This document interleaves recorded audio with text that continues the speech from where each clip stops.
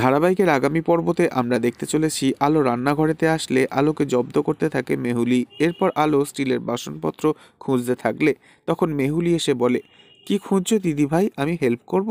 তখন আলো বলে, আরে ওই স্টিলের বাসনপত্র এখানেই থাকে, আর ওই বাসন ইন্ডাকশানেও ব্যবহার করা যায়, আমি সেগুলোই খুঁজছি বুঝলি। তখন মেহুলি বলে, ঠিক আছে দিদি ভাই, তুমি খোঁজো। এরপর আলো বাসন খুঁজতে থাকলে হঠাৎই ইন্ডাকশানের সামনে দাঁড়িয়ে মেহুলি চিৎকার দিয়ে বলে, দিদি ভাই, এই দেখো ইন্ডাকশনের তারটাই তো ছেঁড়া, এবার কি দিয়ে রান্না করবে তুমি? তুমি স্টিলের বাসনপত্র পেলেও তো আর এখন রান্নাটা করতে পারবে না, না? এরপর দেখা যায় আলো বাড়ির বাইরেতে উনুন জ্বালিয়ে ভাত রান্না করছে। তখন মেহুলি এসে রাগ দেখিয়ে বলে, এটা তুমি কি করছো দিদিভাই? তুমি আমাদের মান সম্মান কিচ্ছু বাকি রাখবে না, না?